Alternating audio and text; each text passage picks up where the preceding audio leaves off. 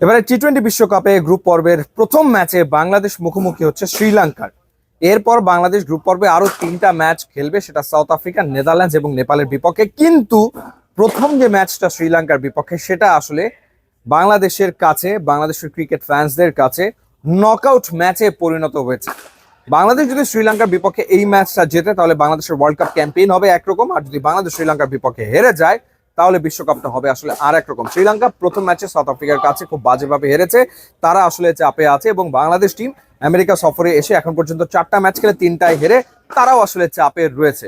তো সেই ক্ষেত্রে শ্রীলঙ্কার বিপক্ষে এই ম্যাচটা বাংলাদেশের জন্য খুবই খুবই খুবই গুরুত্বপূর্ণ একটা ব্যাপার। একটা জয়ের খোঁজে টিম টাইগার্স রয়েছে। এখন কথা হলো, শ্রীলঙ্কার বিপক্ষে বাংলাদেশ আসলে ঠিক কি ধরনের টিম কম্বিনেশন এবং প্লেইং 11 নিয়ে মাঠে নামবে।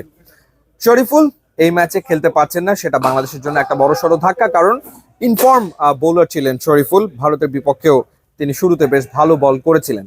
তো সেই ক্ষেত্রে আসলে বাংলাদেশ কজন পেসার নিয়ে মাঠে নামছেন। তাসকিন আহমেদ ইনজুরি থেকে তিনি সুস্থ হয়ে এই ম্যাচে খেলবেন, সেটা মোটামুটি ভাবে নিশ্চিত, এবং তার সাথে রয়েছেন মুস্তাফিজুর রহমান। দুজন ফাস্ট বোলারের পাশাপাশি বাংলাদেশ কি আরো একজন ফাস্ট বোলার খেলাবে কিনা, সেই ক্ষেত্রে তানজিম সাকিব থার্ড পেসার হিসেবে প্লেইং 11-এ ঢুকবে, কিন্তু সেটা মনে হচ্ছে সম্ভবত নাও হতে পারে। বাংলাদেশ সম্ভবত দুজন ফাস্ট বোলার নিয়েই খেলতে পারে। লিটন কুমার দাস যতটাই অফ ফর্মে থাকুক না কেন, শ্রীলঙ্কার বিপক্ষে মোটামুটি ভাবে তিনিও প্লেইং 11-এ থাকবেন। তো সেই ক্ষেত্রে যেটা মনে হচ্ছে, তানজিদ তামিম এবং সৌম্য সরকার এই দুজনই আসলে ওপেন করবেন, এবং এই ওপেনিং পেয়ারের দুটো 100 পার্টনারশিপ আমরা এরই ভেতরে দেখেছি, একটা জিম্বাবুয়ের বিপক্ষে এবং আর একটা হচ্ছে ইউএস এর বিপক্ষে। সুতরাং ওপেনিং এ এই দুজনই থাকছেন, এবং নাম্বার 3-তে সেই ক্ষেত্রে লিটন কুমার দাসকে দেখা হবে, তিনি সেই সুযোগটা হয়তো বা পেতে চলেছেন। এবং সেই ক্ষেত্রে নাম্বার ফোর পজিশনে নাজমুল শান্ত নাকি সাকিব আল হাসান, প্রবাবলি নাজমুল শান্ত 4-এ যদি খেলে থাকেন, সেই ক্ষেত্রে 5-এ খেলবেন হয়তো তাওহিদ হৃদয় অথবা সাকিব আল হাসান।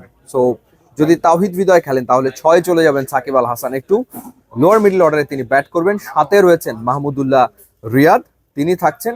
8-এ সেই ক্ষেত্রে রয়েছেন শেখ মাহাদি, যেহেতু শেখ মাহাদি ভারতের এগেনস্টে খুব ভালো বল করেছেন, সুতরাং তাকেও বিবেচনা করা হতে পারে। এবং নতুন বলে সাধারণত পাওয়ার প্লের ভেতরে শেখ মাহাদি বল করতে পারেন, তার উপর টিম ম্যানেজমেন্ট এই ম্যাচে আস্থা রাখতে পারে এবং সেই সম্ভাবনা প্রবল। এরপর 9-এ রিশাদ হোসেন, 10-এ সেই ক্ষেত্রে তাসকিন, এবং 11-তে মুস্তাফিজুর রহমান। বাংলাদেশ যেহেতু ব্যাটিংয়ে বারবার ক্রাইসিসে পড়ছে, সমস্যায় ভুগছে, এবং আমার কাছে মনে হয় বাংলাদেশ অনেক লম্বা ব্যাটিং লাইন আপ নিয়ে প্রবাবলি শ্রীলঙ্কার বিপক্ষে খেলতে যাচ্ছে, কারণ ব্যাটিংটা আসলে ভোগাচ্ছে এবং মাইন্ডসেটের ভেতরে ওই ব্যাপারটা ঢুকে গেছে যে কোনো মুহূর্তে ব্যাটিং অর্ডারটা হুড়মুড় করে ভেঙে পড়তে পারে, এবং টপ অর্ডারের প্লেয়াররা তারা আসলে খুব একটা ফর্মে নেই। তো সেই কারণেই ব্যাটিং অর্ডারটাকে লম্বা করে ফেলা এবং অনেক অপশনস আসলে রাখা। পরবর্তীতে ম্যাচে হয়তো বা এরকম হতে পারে যে ব্যাটিং অর্ডারে ব্যাপক রদবদল বা সাফল্য হতে পারে। আর বোলিং ডিপার্টমেন্টের কথা যদি বলি, দুজন ফাস্ট বোলারের কথা বলেছি, তাসকিন এবং মুস্তাফিজ, তার সাথে থার্ড সিমার হিসেবে সৌম্য সরকারকে হয়তো টিম ম্যানেজমেন্ট ভাবতে পারে বা তাকে ব্যবহার করা হতে পারে।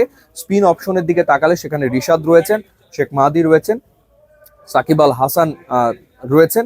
সো এই 3জন তো রয়েছেনই, তার পাশাপাশি মাহমুদুল্লাহ রিয়াদ তিনিও আসলে রয়েছেন। সো নাম্বার অফ অলরাউন্ডার্স এর সংখ্যাটা প্লেইং 11-এ হয়তো বা বেশি থাকবে, এবং এরকম একটা একাদশ নিয়ে বাংলাদেশের খেলার সম্ভাবনাটাই প্রবল।